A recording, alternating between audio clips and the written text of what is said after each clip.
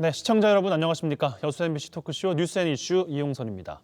자, 지난달 성탄절 바로 다음 날이죠. 12월 26일 여수의 가장 큰 교회인 여수 은파교회와 여천 은파교회가 합병을 했습니다. 일반적으로 교회 합병이 무슨 문제인가 생각하실 수 있겠습니다만 이게 바로 대형 교회의 변칙 세습 방식이라고 합니다.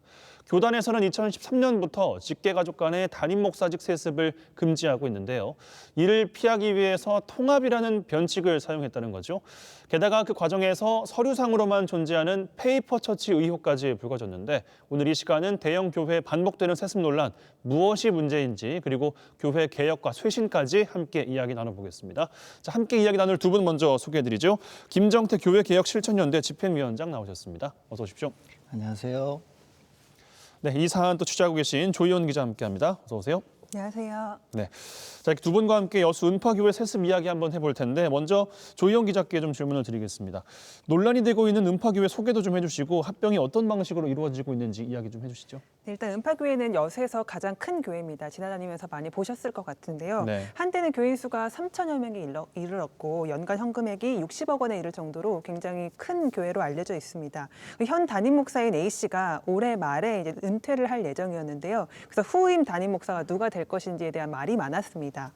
그리고 실제로 진행이 된 게 지난해 말씀하신 것처럼 12월 26일에 공동의회를 열어서 아들인 다른 목사를 비목사라고 지칭을 하겠습니다. 비목사를 담임 목사로 추대를 했습니다. 근데 이 과정이 조금 변칙 세습이라는 얘기가 나오는 게 원래는 그 밑에 있는 직계 가족이 바로 담임 목사직을 이어받을 수는 없도록 되어 있습니다. 네. 그래서 이 아들 목사가 지난해 6월에 개척교회를 하나 세우는데요. 여천 은파교회라는 개척교회를 세워요. 한 네. 2km 떨어진 곳에. 그리고 난 다음에 12월에 다시 두 교회를 합병한 다음에 합병한 교회의 목사로 이 아들 목사인 B 씨를 추대하는 형식을 띱니다. 근데 아까 공동의회를 열었다고 말씀을 드렸는데 이 공동의회 과정도 되게 상식적이지 않았던 게 보통 이런 투표 중요한 거를 결정할 때는 비밀 투표를 하잖아요. 네. 근데 다 같이 이제 교인들이 모인 자리에서 담임 목사인 A 씨가 이 공동의회를 주관을 하면서 이제 다른 장로가 나와서 반대를 하는 사람이 있으면은 반대한다고 목소리를 내고 찬성하면 예 하십시오 이렇게 얘기를 한 거예요. 두 눈 다 뜨고요. 두 눈 다 뜨고 지켜보고 있는 과정에서 예. 모든 교인들이 다 있는 과정에서 그래서 당연히 반대한다는 사람은 없었고 모두 다 만장일치인 것처럼 통과가 됐습니다. 근데 거기에 참석했던 한 교인의 말을 들어보면 도저히 반대할 수 있는 분위기는 아니었다. 이게 무슨 투표인가 싶었다라는 말씀을 하셨습니다. 예, 알겠습니다. 김정태 목사께 질문을 드릴 텐데 우선 소속해 계신 교회개혁실천연대에 계시잖아요. 집행위원장이라고 소개를 드렸는데 어떤 단체에 계십니까? 네, 저희 교회개혁실천연대는 20년 정도 전부터 교회의 다양한 문제들을 계속해서 개혁하고 바꾸는 노력을 해왔습니다. 순복음교회 재정 문제 있었을 때도 교회개혁실천연대가 앞장섰고요. 대형 교회들이 세습을 이어가서 논란을 일으키기 시작했을 때도 교회 내부인 교회개혁실천연대가 나서서 세습 문제가 정말로 문제가 된다라고 줄기차게 개혁의 목소리를 외쳐왔던 단체입니다. 예, 알겠습니다. 이번 여수 은파교회와도 관계가 좀 있으십니까? 아니면 소속이 어떻게 되는지요? 저는 여수 은파교회와 같은 교단인 예수교 장로회 통합 측 소속 목사입니다. 예, 그렇군요. 그러면 이제 이 문제도 좀 주의 깊게 보셨을 텐데 변칙적으로 세습을 했다는 거지 않습니까? 예. 세습 금지 조항이 교회법에는 있다면서요, 근데? 예, 세습 금지 조항이 교회법에 명확하게 있습니다. 28조 6항에 보면 은퇴하는 또는 은퇴하는 위임 담임 목사의 배우자, 직계 비속 그 배우자는 못하게 되어 있고요. 심지어 치무 장로의 배우자와 직계 비속 그 직계 비속의 배우자도 세습을 할 수 없게 되어 있습니다. 사실 이 법은요, 2013년 9월에 명성교회에서 열린 총회에서 일부러 만들었습니다. 명성교회가 세습을 강행할 가능성이 있을까 싶어서 그것을 못하게 쐐기 박으려고 그 자리에서 만들었거든요. 그때는 870대 80이라는 압도적 표차로 이 법이 통과되었습니다. 그러면서 교단에서는 이 법을 만들어 앞으로 더 이상의 세습은 용인하지 않겠다는 의지 표명을 했던 겁니다. 근데 약 9년 후에 이제 또 여수판 명성교회 사건이 이제 벌어지고 있는 건데 이 교회법은 교회 통상적으로 강제력이 그러면 있습니까? 교회법은 사실 공동체 규약 같은 것이어서 사회법처럼 잘못했을 때 형사소송을 통해서 뭔가 처리할 수 있는 규정이 없습니다. 네. 지키지 않으면 물리적으로 제재할 수 있는 방법이 없기 때문에 그거를 너무도 잘 아는 교단 내 목회자, 정치적인 교단 내 정치를 너무 잘하는 분들이 이 법을 굉장히 악용하는 겁니다. 아하. 근데 강제력이 없는데 법이라고 이야기하니까 이 뭐라고 이야기를 해야 될지 좀 난감하긴 합니다만. 세습방지법이 제정되기 이전에 그러니까 말씀하신 2013년 9월 이전에는 교단 소속 교회의 90%가 직계 가족에게 세습이 이제 됐다고 하더라고요. 최근 들어서 교회 세습이 금지되는 이유는 어떻게 좀 분석을 해야 될까요? 원래 법이 만들어지는 과정은 누군가 계속 어겼을 때 만들어지지 않습니까? 사실은 교회는 세습을 하려는 상상을 해서도 안 됩니다. 중세만 보더라도 사제들이 독신을 유지한 이유가 그 직계 가족이나 배우자들이나 친인척들이 권력을 독점하거나 부를 대물림할 수 있어서 아하. 사제를 독신화시켰던 겁니다. 그것을 반대하며 나온 개신교가 오히려 중세보다 더 못한 방식으로 친인척 또는 자식에게 교회를 물려주는 것이니까 정말 부끄러운 일입니다. 불가능한 일인데 하고 있는 거죠. 교회 세습이 1997년에 본격적으로 시작이 되었고요. 2000년 들어서 감리교 소속인 대형 교회가 세습을 완료하면서 이게 유행이 되어버렸습니다.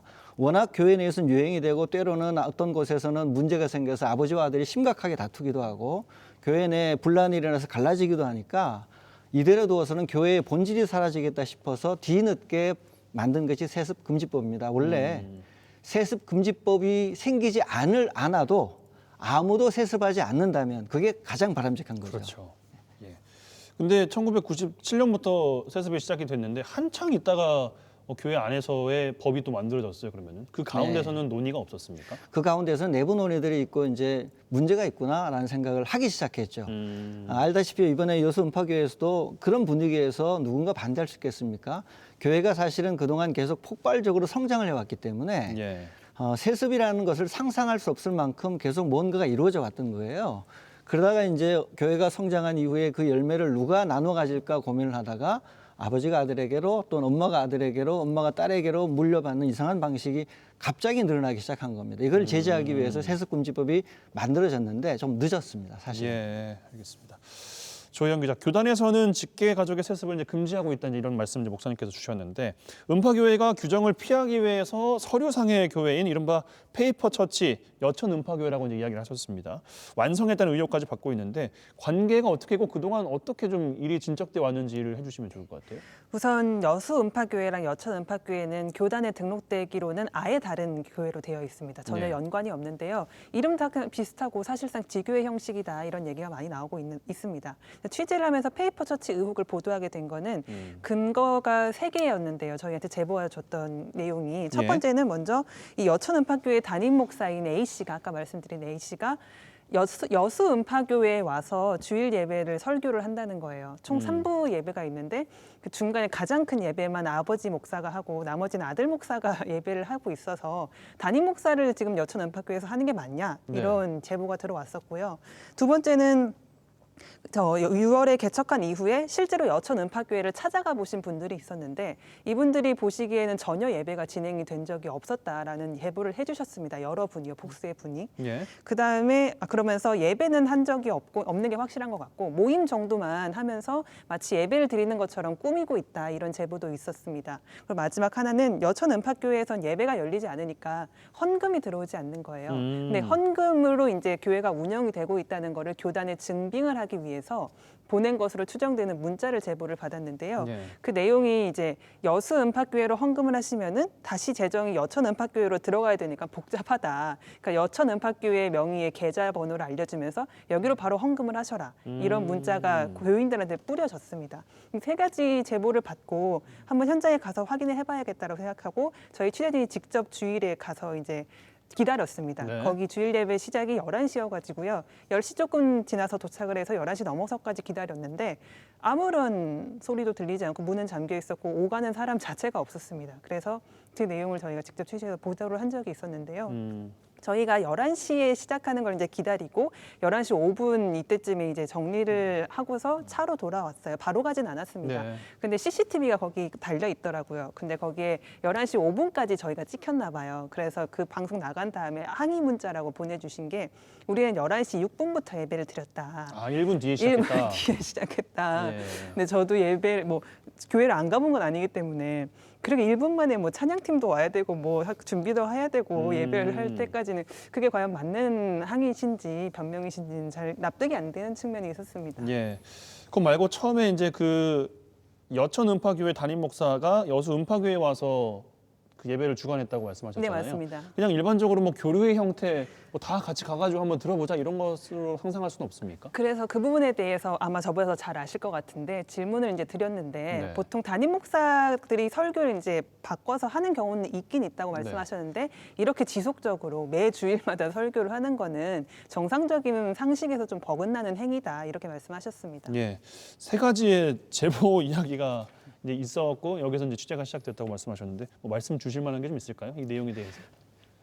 너무 우스운 이야기입니다. 왜냐하면 너무 명백한 사안이고 11시 6분에 누가 예배를 시작을 합니까? 일반적으로 교회에서는 예배 시간을 굉장히 중요하게 여깁니다. 아마도 여수 음파교회 같이 대형 교회이고 굉장히 목사님이 굉장히 강한 방식으로 교회를 운영해 오신 것 같은데 이런 경우는 예배 시간 굉장히 엄격하게 지키거든요. 근데 11시 6분에 예배를 드렸다는 말 자체가 불가능한 이야기고요. 담임 목사가 오가면서 설교를 할 때는 미리 공제가 되고 특별한 행사가 있을 때 양쪽 교회의 일종의 뭐 양해각서 같은 거죠. 서로 합의가 되고 교류가 있는 상황에서 가능한 거지. 이거는 뭐 누가 봐도 명백하게 아들을 세우기 위한 전초 작업일 수밖에 없습니다. 전초 작업이다. 세습을 강행하는 목적이야 뭐 목사님께서 말씀하신 것처럼 뭐 자녀에게 기업 물려주듯 그냥 물려주려고 하는 걸 테고 반대하고 있는데도 이렇게 세습이 가능한 이유는 뭐 이제 저희가 앞서 말씀드렸던 것처럼 약간의 그 변칙이라고 말씀을 드렸는데 어떻게 좀 봐야 됩니까? 하려는 열망이 워낙 강하니까요. 일단은 하려는 열망이 강한데요. 이 문제된 음파교회 A 목사님께서 새벽 시간에 그 반대하는 언론들을 향해서 이런 이야기를 하셨더라고. 우리가 무슨 이조 시대냐, 세습을 비판하냐. 그런데 이조 시대로 돌아가 보자고요. 이조 시대로 돌아가면 노비가 세습을 하고 싶어 하겠습니까? 아무도 안 하고 싶어 합니다. 누구든 양반이 되고 싶어 하는데 신분제 계급에서 나눌 게 많아지고 누릴 게 많은 사람들이 세습을 반드시 하려는 거예요. 예. 교회가 지금 그 상황이 되어 있는 겁니다. 교회가 가난한 곳에서 가장 어려운 분들을 섬기는 누구도 대물림하고 싶지 않은 그곳을 세습하는 게 아니라 모두가 올라가고 싶어하고 온 사회에서 굉장히 영향력 있는 자리에 올라가고 싶어하는 거거든요. 이렇게 교회를 키워오면서 세습이 그래도 가능한 이유는 두 가지입니다. 교회 내부적으로 워낙 하려는 열망이 강한데 세습에 반대할 수 있는 목소리가 교회 안에 없다는 거예요. 아하. 반대하는 목소리가 있었어도 그 이전에 아마 다 다른 방식으로 내보냈을 가능성이 큽니다. 명성께도 똑같은 수순을 거쳤거든요. 반대하는 분들이 전부 나가게 만들고 그것을 오히려 반기면서 교회 내부는 찬성 목소리를 압도적으로 강하게 하고 교회 분위기를 굉장히 좀 권위적으로 만들어서 반대할 수 없도록 여러 가지 편법을 동원하는 거죠. 그게 교회 내에서 처리가 가능한 이유 중에 하나고요. 교회 바깥에 나가도 일단은 뭐 정치를 교회 교단 정치를 제일 잘하는 분들이 이 일을 자행하는 거기 때문에 어떻게 하면 이걸 할 수 있는 것인지 누가 반대할 것인지 대부분이 반대하지 할 수 없을 거라는 것을 미리 전초 작업을 했을 거고 영향력을 끼쳤을 거고 인맥을 다 동원하였을 거고 뭐 여러 가지 직책을 가지고 많은 활동을 해오셨기 때문에 감히 반대하지 못할 거라고 확신을 하신 거죠. 그러니까 이게 가능한 일입니다. 예. 조희영 기자, 이 세습 논란에 대해서 리포트 당시에는 입장을 좀 들을 수 없었다. 그런데 그 후에 있는 예배에서는 저희 보도 관련된 또 언급을 또 예배 시간에 했어요. 네, 그 맞습니다. 이후에 뭐 입장이나 들려오는 이야기들이 좀 있습니까? 저희 측에 공식적으로 입장을 전달해 온 적은 한 번도 없습니다. 저도 말씀하신 것처럼 예배 설교를 통해서 이제 이런 입장이시구나라는 거를 이제 알게 됐는데요. 정확히 이렇게 말씀하셨습니다. 세습에 대해서는 워딩을 그대로 말씀드리자면은 우리가 잘못한 게 뭐가 있냐? 교회 목사를 누가 선택해야 하느냐? 교회가 선택을 해야 한다. 노회가 지정해 주는 것도 아니고 총회에서도 지정해 줄 수 없다. 이렇게 설교 때 말씀을 하셨고요. 그러면서 이 명성교회를 예를 든 사례 아마도 지칭은 하지 않았지만 명성교회를 염두에 둔 발언이었던 것 같은데 만만한 큰 교회 서울의 어떤 교회는 큰 교회니까 못 덤비고 우리 교회는 만만하니까 세습을 가지고 물고 늘어지느냐 이런 말씀을 하셨습니다. 그래서 둘 다 물고 늘어지는 거잖아요. 네, 세습을 강행하겠다는 의지를 표명을 한 발언으로 추정이 되고 있습니다. 목사님, 교회가 목사를 지목하는 것이다. 듣기로는 크게 틀린 말은 아닌 것 같은데 어떻게 봐야 됩니까? 네, 그 과정에서 공정했느냐를 따져야 되고요. 사실 이 문제가 제일 문제인 것은 교회의 존재 목적은 세상을 섬기기 위한 거예요. 근데 세상 사회에서 교회 바깥 사회에서 이미 너무 구시대, 이조 시대나 있을 거라고 통용되지 않는 방식의 세습을 이토록 강행한다는 것은 세상을 섬기겠다는 의지 자체가 없는 겁니다. 실제로 이제 착각하는 게 있는데 여수 은파교회는 여수 은파교회 교인들의 것이 아닙니다. 교회는 교회 교인들의 것이 아닙니다. 법적으로는 교인 총회의 재산일지 몰라도 교회는 이 세상에 존재하는 모든 생명체의 것입니다. 교회 바깥 사회가 교회에 대하여 목소리를 낼 수 있고요. 심지어 옛날에 종교개혁 시대에는요. 교회 목회자를 선임할 때 바깥 사회의 지도자들이 참여해서 함께 선임을 했습니다. 왜냐하면 그 지도자는 교회 안에서만 통용되는 지도자가 아니라 교회 바깥에서도 존경을 받아야 되기 때문에 목사 선임 절차에 교회 바깥 분들이 정식으로 참여한 기록이 종교개혁 기록에 있는데 흔히 말하는 오피니언 리더다. 이런 당연합니다. 말씀이시군요. 왜 이거 지금처럼 보시지만 한 교회의 문제가 그 교회의 문제가 아니라 여수 사회부터 한국 사회 전체를 시끄럽게 하잖아요. 그렇죠. 교회는 사회 바깥에 독립하는 독립된 섬이 아니라 그 사회 안에 함께 있는 공동체 일원입니다. 건강한 시민의 상식으로 교회가 이런 일을 하면 안 되는 거죠. 총회법보다는 교회 안정이 중요하기 때문에 교회를 통합 또 세습했다 또 이렇게 이야기를 하고 있는데 물론 뭐 세습을 했습니다라고 딱 이렇게 공언해서 이야기는 안 하겠습니다만 여수 최대 규모의 교회가 불안정하다는 말은 또 이건 또 어떻게 또 해석을 해야 됩니까? 말장난입니다. 말장난인 게요. 네. 세습해서 안정된 것도 있고 안정되지 않은 것도 있고요. 세습 안에서 안정된 것도 안정되지 않은 것도 있습니다. 그러니까 세습을 해야 안정된다는 말은 거꾸로 말하면 아버지 때의 목회가 얼마나 비민주적이고 문제가 많은지를 거꾸로 방증하는 거예요. 세습하러 나면 아들 대에는 안정이 되는데 다른 사람이 들어오면 안정이 안 된다? 네. 그건 아버지 목회가 잘못되었다는 것을 뒤늦게 드러내는 일이에요. 그러니까 세습하지 않아서 불안정한 교회였으면 그게 그 교회의 실력입니다.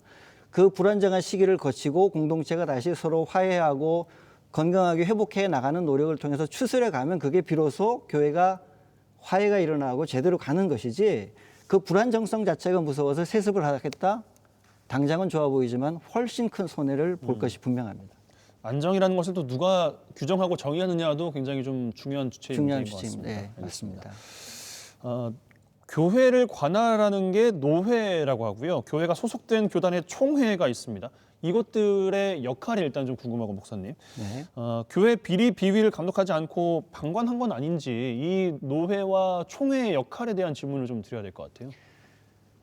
저희 교단법에 따르면 일단은 교회는 노회 소속입니다. 대부분의 정치는 노회에서 이루어집니다. 그리고 이제 굉장히 중요한 문제들 같은 경우는 총회에서 법을 만들어서 노회에 지시를 하고 노회가 그 안에서 처리를 보통 하게 되는데요. 노회 중심적이라고 보시면 됩니다. 예. 근데 그 노회는 해당되는 교회들, 소속 교회들이 죄를 지었을 때, 잘못을 범했을 때 적절하게 기소하고 재판하고 잘못을 시정할 책무가 노회에 있습니다. 또 노회는 또 어려운 교회들이 있으면 함께 힘을 모아 도와줘야 될 책무도 노회에 있습니다. 총회도 비슷한 의미를 같이 가지거든요. 근데 지금 이 같은 경우는 노회가 제 역할을 하지 않는 것입니다. 노회 안에 각 기구들이 그럼 다 존재합니까? 담당자도 다 존재하고요? 존재합니다. 재판국도 있고요, 기소위원회도 있고요, 뭐 여러 가지 뭐 정치부, 뭐 선교부 등등 모든 기구가 다 있습니다. 노회 안에도. 그럼 왜 일을 안 하시는 거예요? 그러면? 제가 안 한다고 보기에는 보는 게 맞습니까? 저도 노회 소속이어서 활동을 해보면 아마 여수 은파교회 목사님은 노회에서도 굉장히 영향력이 클 겁니다. 수도권의 경우는 대형 교회가 가지는 노회 안에서 영향력이 그나마 좀 적은 편이에요.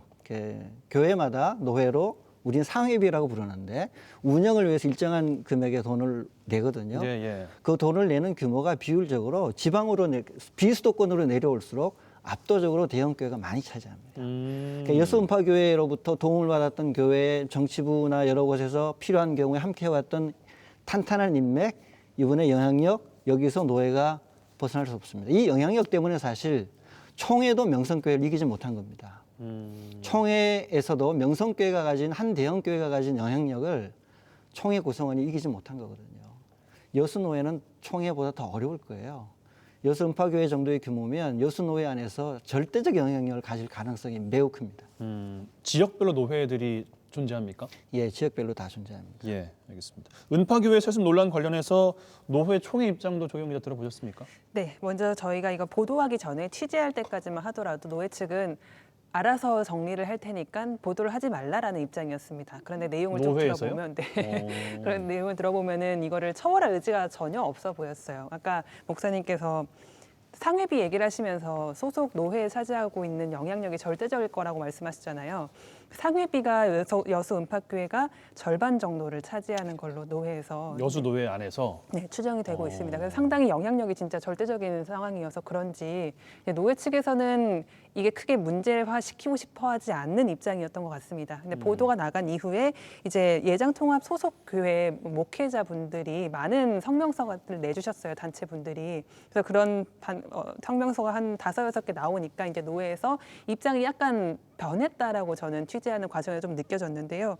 일단은 변칙 세습이라는 점에는 동의한다라고 말씀을 하셨고, 익명을 요구한 임원분은 잘못된 건 맞다. 그리고 우리도 처벌을 하고 싶다. 근데 명시된 법에 따라서 처벌을 해야 될 것 같다 이렇게 말씀을 하시면서 지금 이 법에는 교회를 통합했을 때 담임 목사를 어떻게 해야 된다라는 규정은 나와 있지 않다고 하면서 변칙 때문에 이 주어진 법으로는 처벌하기가 힘들지 않냐 뭐 이런 이야기거든요. 그렇죠. 네, 그래서 명확한 법에 따라서 처벌을 해야 뒤탈이 없을 거니까요. 이제 근데 그렇게 명확한 법이 없기 때문에 그래서 이제 교단 총회 헌법위원회에 유권 해석을 이제 의뢰를 할 거고 그 전에 이제 봄 노회가 열리면 한 400명 정도 목회자님과 또 장로님들이 모여가지고 이제 회의를 하는데 네. 거기서 일단 찬반 투표를 한 다음에 결정이 안 나면은 유권 해석을 의뢰하는 방법을 고민을 하고 있다 이렇게 답해 왔습니다. 예, 알겠습니다.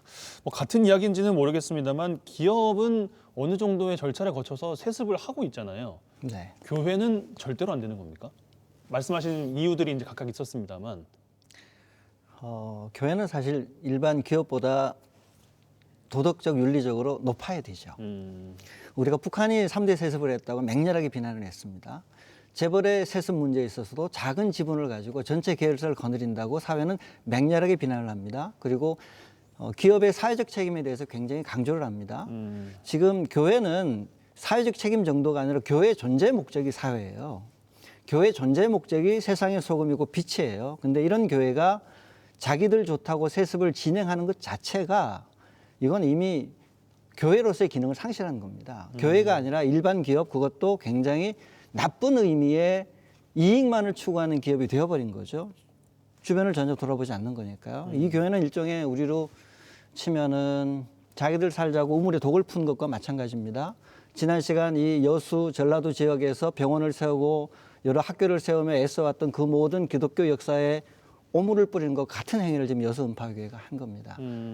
교회는 세습하지 말아야 되는데요. 이제 예외는 있습니다. 아까 말씀드린 것처럼 정말로 예전에 죽음에 가까울 때 어느 누구도 그 길을 향해 가지 않으려 할 때 사회의 가장 바닥을 향해 나가는 그 일은 아무도 안 하려고 하잖아요. 그런 경우에는 자녀들이 아버지를 존경하는 엄마를 존경하는 마음에서 그 일을 해나갈 수 있죠. 그 일은 오히려 격려해 줘야죠. 그러나 세상의 꼭대기를 향해 가는 교회, 이런 교회에서는 절대 세습하면 안 됩니다. 근데 이 세습 문제가 교회 내부에서도 좀 찬반 갈등이 있다는 이야기를 들었어요. 네, 찬반 논란은 늘 모든 사안마다 있으니까요. 반대 논리 이제 말씀해 주셨는데 네. 찬성하는 근거는 안정화 때문입니까? 안정이고요. 또 하나 익숙한 거죠. 익숙한 거고 똑같습니다. 우리끼리 이야기를 왜 너희들이 관여하느냐는 이야기죠. 세습을 찬성하는 분들의 경우는 찬성을 해서 교회가 예전처럼 똑같이 진행이 되면 안정되는 것처럼 보이는데 그거는 시대를 쫓아가지 못하는 거거든요. 그 안정은 결국은 교회의 미래를 어둡게 만드는 안정이지 결국 교회의 미래를 만들어가는 안정은 아닙니다. 예. 내부에 있는 분들은 편한 거예요. 세습이 일어나서 똑같이 진행이 되면 편한 거죠. 알겠습니다. 여수 은파 교회가 운이 없어서 드러나게 된 건지 다른 교회 사정들은 좀 어떻습니까? 운이 없어서인지는 잘 모르겠지만 다른 교회도 세수를 많이 하시는 걸로 알고 있습니다. 취재하는 과정에서 여러 목회자님께 여쭤보니까 네. 일단 여수에서도 세습을 이미 많이 했던 교회들이 있고요. 그리고 전국적으로 보면은 어느 정도 규모 이상의 교회들은 대부분 세습을 추진했고 추진하려고 하는 걸로 보인다 이렇게 말씀을 하셨습니다. 2000년대 들어서 예장통합총회에 이 총회장을 역임했던 담임 목사님들이 대부분 초대형 교회 담임 목사님들이신데요. 이분들의 80% 이상이 세습을 이미 하신 걸로 집계가 된 자료도 있습니다. 그래서 굉장히 이제 부를 이제 넘겨주려는 형태로 담임 목사직을 세습한 경우도 있었고요. 또 여의도 순복음교회 같은 경우에는 담임 목사직은 세습하지 않았지만 그 밑에 있는 계열사라고 표현하면 좀 그렇지만 여러 사업체들 있잖아요. 네. 그런 사업체들을 뭐 아들이나 아내나 이런 분들에게 다 물려주기식의 세습을 해서 논란이 크게 된 적도 있는데요. 이런 형태가 곳곳에서 지금도 일어나고 있습니다. 예, 알겠습니다. 교단의 자정 기능이 제대로 작동하지 않고 있다라는 취지의 말씀을 이제 목사님께서 주셨는데 노회와 총회는 어떤 말을 좀 전하고 싶으십니까? 아마 노회총회로 가면 세습 문제를 건드리고 싶어하지 않을 거예요. 왜냐하면 세습 사실 이제 이해 충돌의 문제이기도 하거든요. 노회와 총회에 모이는 목사와 장로가 세습금지법에 직접적으로 충돌되는 분들일 가능성이 매우 커요. 예. 왜냐하면 목사의 자녀, 장로의 자녀가 세습 못하게 규정이 되어 있기 때문에 만약에 교회를 어느 정도 키워놓고 아들 또는 딸에게 세습을 하고 싶은 분이 있다고 칩시다. 세습금지법 없애고 싶겠죠. 여수음파교회가 이렇게 치고 나가주면 본인들은 좋으신 겁니다. 여수음파교회는 사실 명성교회는 안 건들고 왜 우리를 건드렸냐고 말하실 수 있는데 사실 거꾸로예요. 명성교회가 저렇게 총회를 깨면서까지 치고 나가서 하나의 예를 만들어 놓으니까 여수음파교회가 지금 한 거거든요. 훨씬 더 손쉽게. 명성교회 때 아무도 그것에 대해서 비판하지 않았다는 본인 이야기를 하신 것 같은데 거꾸로입니다. 명성교회는 정말로 집요하게 신학교까지 나서고 목회자들 나서고 성명수 나서고 싸웠는데도 졌거든요. 여수음파교회는 지금 굉장히 손쉽게 하는 겁니다. 명성교회 덕분에. 이 여수음파교회가 이렇게 치고 나가주면 세습을 할 의향이 있는 다른 교회 목사, 장로 인분들은 노회나 총회 안에서 굉장히 좋겠죠. 그러니까 심정적으로 세습금지법에 대해서 반감이 의외로 많이 있을 수 있습니다. 이게 이제 뭐가 다르냐면 목사와 장로가 아닌 일반 교회 신도들, 교인들은 세습에 대해서 굉장히 나쁜 의견을 가지고 있습니다. 바닥 민심과 총회, 노회의 민심이 이렇게 다르다는 이야기는요. 장로교, 우리로 치면 장로교인데 교단의 대의 정치가 붕괴됐다고 봐야 됩니다. 바닥의 민심을 잘 전달해서 거기에 따라 개혁이 일어나고 움직여야 되는 거 아니겠습니까? 정치에서는 여론조사를 해가지고 여론조사에 민감하게 정책이 개발되고 사람을 당선시키기도 하고 떨어뜨리는데 교회는 바닥 민심이 어떤 거가 있어도 상관없이 노회와 총회는 원하는 대로 다른 방식으로 가고 있다는 겁니다. 정치는 말씀하신 것처럼 적어도 눈치는 보는데 여론에 네. 따라서 예, 알겠습니다. 교회 내부에서도 세습 반대 목소리가 이제 나오고 있고 사회적 지탄도 받고 있는데 교회개혁 실천연대 이 단체 이야기로 좀 돌아오면 음파교회 불법 세습 통합 철회를 이제 주장하고 계십니다. 가능성이 있을까요? 쉽지 않을 겁니다. 아마 왜냐하면 이미 모든 계산을 마쳤을 거고 법적인 조치 또는 여러 가지 인적인, 물적인 동원 가능한 모든 것을 다 준비해서 왔을 테니까 철회할 가능성은 매우 적습니다. 그러나 철회하거나 이것이 없어지지 않는다고 해서 저희가 포기할 수는 없습니다. 잘못된 것을 잘못되었다고 계속 말하지 않으면 역사는 이상하게 흘러가는 거죠. 이기지 못하더라도 잘못된 것은 잘못되었다고 말하고 마지막 순간까지 계속 싸우는 것이 저희와 같은 단체의 임무입니다. 뭐 그 일환으로 이제 멀리 경기 지역에서 또 저희 회사 방송국에 나와 주셨는데 어떤 활동을 좀 앞으로 해 나가실 예정이신지요? 저희는 이제 세습하는 교회들에 대해서 지속적으로 문제 제기를 할 것이고요. 교단 안에서 여수노회와 마찬가지로 이런 일들이 앞으로도 벌어질 텐데 교단 안에서 목회자들의 서명을 받거나 설문조사를 하거나 정치적인 모임들을 만들어서라도 세습을 하지 못하도록 만들어야 되고요. 저희는 세습 문제만이 아니라 사실 세습이라는 마지막 방점을 찍은 것이지만 세습이 이렇게 수월하게 처리되는 과정은 뭐가 문제냐면 그동안 교회가 교회답지 않았다는 게 문제입니다. 이런 방식 의사결정이 일어났다는 이야기는 그동안 교회가 얼마나 비민주적이고 권위적으로 운영되어 왔는지를 보여주는 거거든요. 그 이전에 모든 교회 문제가 쌓여서 세습이라는 열매를 낳은 것이지 그래서 저희가 교회의 다른 문제들, 재정 문제, 의사결정과 관련된 문제, 목회자의 전행 문제, 성범죄 문제, 여러 가지 다른 문제들에 대해서도 계속 문제 제기를 하면서 시정하자고 개혁 운동을 계속하고 있는 겁니다. 알겠습니다. 교회는 하나의 공동체라고 봐도 무관합니다. 목사님께서 말씀하신 것처럼 교회의 존재 목적이 사회 자체다 이제 이런 말씀도 주셨는데 문제가 발생했을 때는 외부 비판을 음해다 그리고 이 상황은 고난의 상태다 이렇게 이야기를 하면서 내부적으로 아주 끈끈해지고 결속력도 강해진다는 측면도 있습니다. 이런 특수 분위기가 문제 해결을 더 어렵게 만드는 건 아니겠습니까? 맞습니다. 그런 방식의 사고방식은 일반적으로 사이비 집단에서 벌어지는 사고방식입니다. 교회는 신앙인을 양성하는 것인데 이 신앙이라는 것은 건강한 시민을 양성하는 것과 같은 과정입니다. 세상이 사회가 건강하게 갈 수 있도록 교회가 건강한 시민을 건강한 신앙인을 양성하는 과정인데 이 두 가지 분리된 거죠. 훌륭한 신앙인 같은데 사회적으로는 굉장히 반사회적인 기능을 하는 사람, 기능을 하는 집단이 출현한 겁니다, 이미. 예. 그러니까 지금과 같은 방식의 외부의 비판을 음해의 고난이라 여기는 것은 기본적으로 교회가 이미 길을 잘못 걸었다. 본질을 망각하고 말았다는 반증이기도 합니다. 알겠습니다. 조희영 기자, 그 음파교회 목사께서 본인과 본인 부자에 대한 비판을 교회 주인인 하나님에 대한 공격이다 이렇게 이야기를 했던 게 또 보도에 나갔습니다. 이 신도들을 호도하고 있는 것 같은데 여기 대해서는 어떻게 좀 보고 계신지요? 저희 보도가 나간 이후에 MBC가 아수르 왕의 군대, 제국이라고 이제 표현을 하시면서 특별 기도에 들어가셨습니다. 제가 아수르 왕이 제국이 어떤지 몰라서 찾아봤는데요. 그 우상 잡신을 섬기다가 결국에 멸망한 제국으로 성경에 나오더라고요. 그러면서 그때 한 선지자가 아수르 제국에 가서 회개하지 않으면 멸망할 거다라고 외쳤다. 나는 그런 외침을 지금 하고 있다. MBC는 회개를 해야 된다. 이런 식의 설교를 하셨습니다. 그래서 그런 특별 기도를 지금 하고 계시는데요. 그러면서 얘기하기를 MBC가 우리 교회를 공격하는 이유는 내가 반동성애 운동을 주도한 사람이기 때문이다. 그렇게 주장을 하고 있고 또 한 가지의 주장은 이 음파교회가 새 성전 신축 공사를 2000년대에 했습니다. 근데 그 과정에서 성전을 이제 신축하기 위해서 납부한 헌금을 한 장로가 횡령하는 사건이 벌어졌어요. 그래서 그 장로님은 실형을 선고를 받았고, 근데 그 횡령한 헌금에 대한 의혹이 담임 목사한테도 번졌습니다. 그래서 고발이 들어갔었는데 결국엔 담임 목사님은 불기소 처분을 받긴 했습니다. 근데 어쨌든 그 과정에서 초기 음파교회 창립 멤버이신 장로님들과 목사님들이 한 70여 분이 나가셨어요. 아까 말씀하실 때 처음에 이제 내부에서 반대할 만한 목소리를 다 일단 없애는 작업이 있다라고 말씀하셨잖아요. 그 목소리들을 내셨던 분들이 다 나갔습니다. 다른 교회에 계신데 그 음파교회에서는 이제 나간 그 목사님들과 장로들이 MBC를 지금 부추겨서 선동을 하고 있다 이렇게 주장을 하고 계시는데요. 해명을 하자면 전 그분들이 누군지 모릅니다. 네, 그래서 그 부분은 좀 짚고 넘어가고 싶네요. 예, 알겠습니다.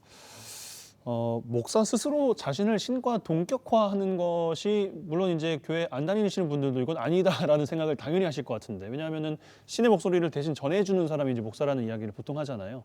어떤 견해를 좀 여기에 대해서는 주시겠습니까? 매우 부적절한 태도입니다.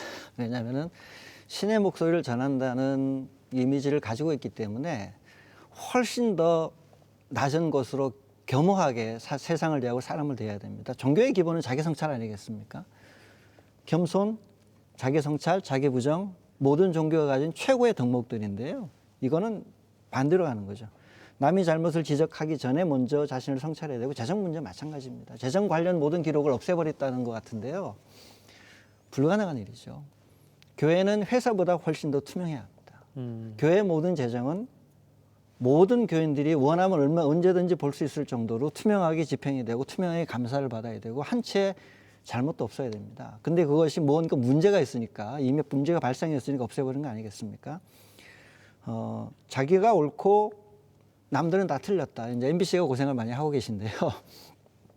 교회계 시초전대 같은 저희 단체들도 워낙 비슷한 류의 저주를 많이 받아가지고 저주를 받아 한편에서는 응원을 해드리고 싶은 마음이 있는데 지금 이런 패턴은 어떤 패턴이냐면요. 정확해요.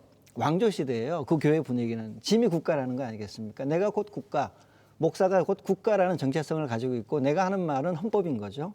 그것에 반대하는 모든 세력은 악한 세력이 되는 건데 이건 이제 정확하게 반사회적 집단으로 가고 있다는 증거예요.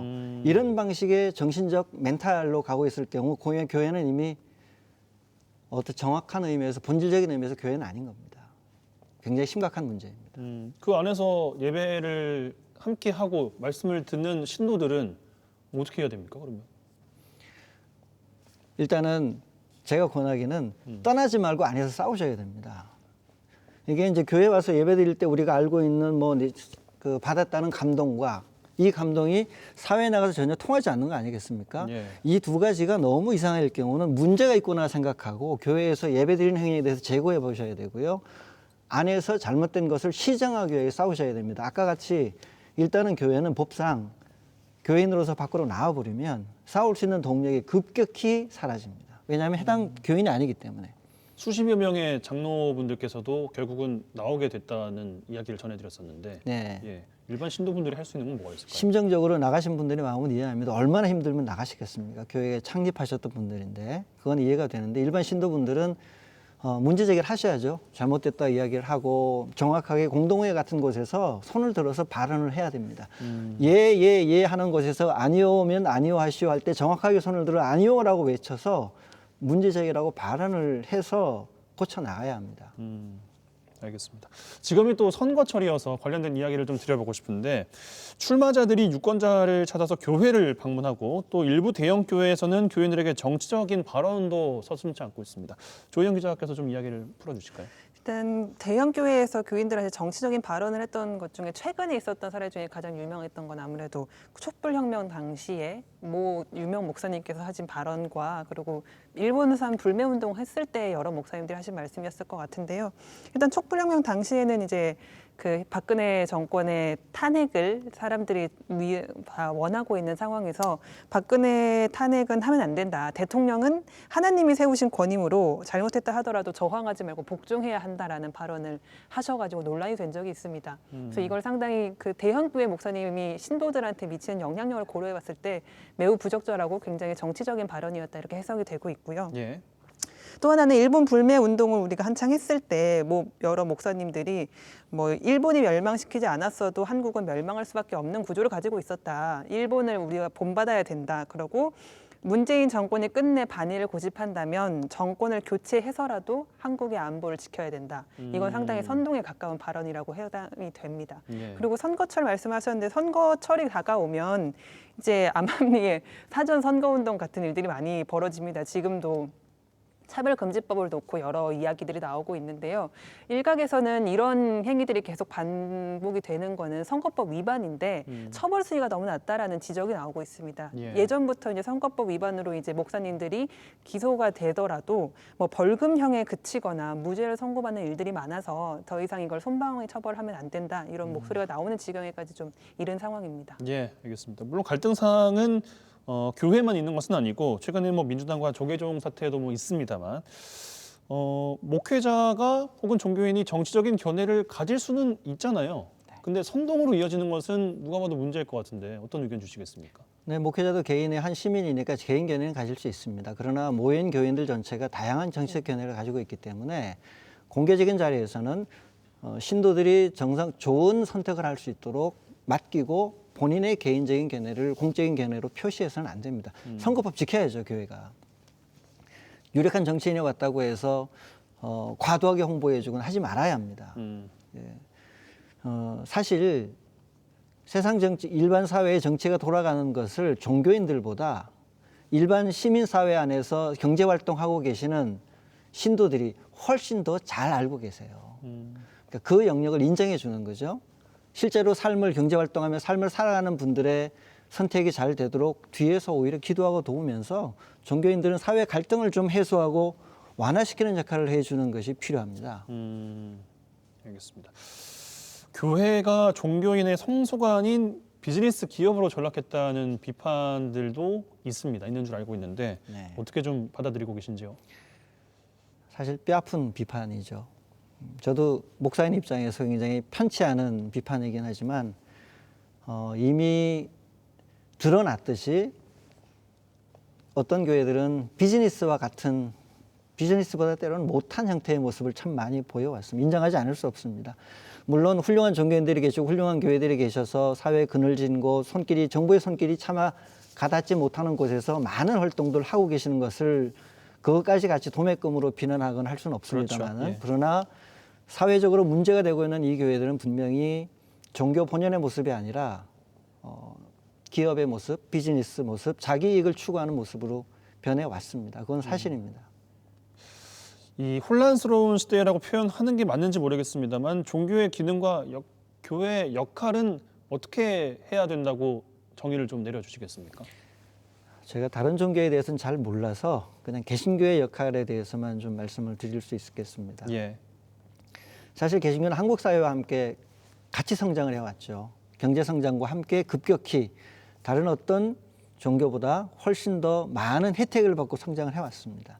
그래서 교회가 큰 교회도 많아졌고요. 뭐 세계에서 내노라는 규모를 가진 교회들도 많았고 보시다시피 재정도 많아졌습니다. 돈도 많아졌고 영향력도 많아졌는데 이 재정과 권력과 영향력을 교회 자신을 위해서 쓰려고 하지 말고 교회를 이렇게 성장시켜준 사회를 위해서 아낌없이 내놓으면 좋겠습니다. 교회 건물을 너무 화려하게 지어서 멋있게 폼내려고 하지 말고 그 교회 건물을 짓는 비용으로 세상에 더 많은 좋은 일들을 얼마나 많이 할 수 있겠습니까? 그런 일들을 위해서 과감하게 교회는 좀 규모를 축소하고 재정을 사회 밖으로 계속 내보내는 일을 하면서 이 사회에서 정말로 모든 사람이 봐도 저희는 좋은 일이다라고 하는 곳에 집중하는 일을 교회가 해야 될 것 같아요. 예, 알겠습니다. 조희영 기자께 마지막 소감을 좀 여쭙고 싶은데 어느 때보다 문자를 많이 받았다고 저에게도 한탄을 많이 하셨었어요. 예, 소감을 좀 여쭙겠습니다. 네, 뭐 각오했던 일은 테러를 받고 있지만 괜찮습니다. 일단 근데 취재를 하면서 안타까웠던 게 말씀하셨지만 목사님께서도 이미 은파교회는 세습을 하고자 하는 의지가 상당히 강하고 이미 추진하는 절차에 접어든 것 같습니다. 최근에 들었는데 이미 그 담임 목사님의 퇴직금을 30억으로 정했다 이런 얘기도 나오고 있고요. 그리고 홈페이지도 지금 좀 개설하는 작업에 이제 들어간 것으로 보이는 정황들이 있습니다. 그래서 교단 측과 그리고 이 예장통합 소속 목회자님께서 성명서를 많이 내주시고 계신데 아무래도 노회 결정이 중요할 것 같아서 봄 노회가에 좀 이 상황을 지켜보면서 저희는 좀 보도를 해야 될 것 같은 상황이고요. 그리고 안에서 말씀하셨다시피 신도분들이 좀 목소리를 내주셨으면 하는 마음이 들더라고요. 취재하면서 물론 어렵겠습니다만 안에서 외부에서 얘기가 나오지 않으면은 다들 만장일치로 우리 교인들은 좋아하는데 왜 반대하냐 이런 얘기가 나올 것 같아서요. 그런 생각이 들었고 또 하나는 제가 취재를 하면서 한 목사님께 들은 얘기인데 교회가 계속 커지는 거에 대해서 이제 상당히 우려가 된다 이렇게 말씀하시면서 예수님이 12제자들을 이제 보낼 때 다 복음이 없는 곳에 가서 복음을 전파하라 이러면서 낮은 곳으로 가서 사람들이 이제 선교를 하는 게 원래 교회의 목적이고 취지다. 근데 지금 대형 교회들은 너무 안주하고 새나 불을 부르려는데 좀 몰두하고 있는 것 같아서 안타깝다라는 말을 했는데 외부인의 시각에서도 그 부분이 되게 공감이 되는 부분이어서 교인분들이 만약에 이 방송을 보신다면 한번 지금 섬기고 계신 게 누구신지 한번 돌아봤으면 좋겠다라는 말씀을 드리고 싶습니다. 알겠습니다. 김정태 목사께 끝으로 은파교회 혹은 여수 지역사회에 전하고 싶은 말씀이 있으시다면 시간은 1분 30초 정도 드릴 수 있겠습니다. 네, 교회가 스스로 잘해나가고 사회에 그늘진 곳을 잘 숨기고 있을 때는 박수 쳐주시면 됩니다. 그러나 지금처럼 교회가 자신의 문제를 스스로 해결할 수 없어서 지역사회에 큰 문제를 일으킨다면 시민사회가 나서서 교회를 견제해 주셔야 됩니다. 이미 말씀드린 것처럼 자정 능력을 기대하기에는 지금 굉장히 늦었습니다. 자정 능력은 굉장히 늦게 발휘되거든요. 예전에 신사참배 문제를 시정하는데도요. 이해 당사자들이 다 없어진 뒤후에 결의를 통해서 겨우 시정을 했습니다. 아무 효과가 없죠. 지금 여수 은파교회 문제는 여수 지역의 문제이고 한국 사회 전체의 문제이기 때문에 함께 나서셔서 자꾸 사실을 알려주시고 이야기를 해주시고 여론을 만들어주시고 언론은 언론대로 끊임없이 취재해서 본인들 원하는 방식으로 쉽게 가지 못하도록 견제해 주시고 관심을 많이 가져주시길 바랍니다. 예, 알겠습니다. 저는 함께한 두 분 또 긴 시간 또 인터뷰 감사드리겠고요. 김정태 교회개혁 실천연대 집행위원장 함께했고요. 조희영 기자와 함께했습니다. 두 분 고맙습니다. 고맙습니다. 감사합니다. 네, 종교의 영향력과 신뢰도가 매년 줄어들고 있다는 설문 결과가 있습니다. 과연 이 불신은 어디에서 시작되었는지 스스로 신뢰를 무너뜨린 교회가 스스로 답을 찾아야겠죠. 저희 여수 MBC에서도 계속해서 이 은파교회 세습 문제 관심 갖고 보도해드리겠습니다. 자, 오늘 준비한 내용은 여기까지입니다. 고맙습니다.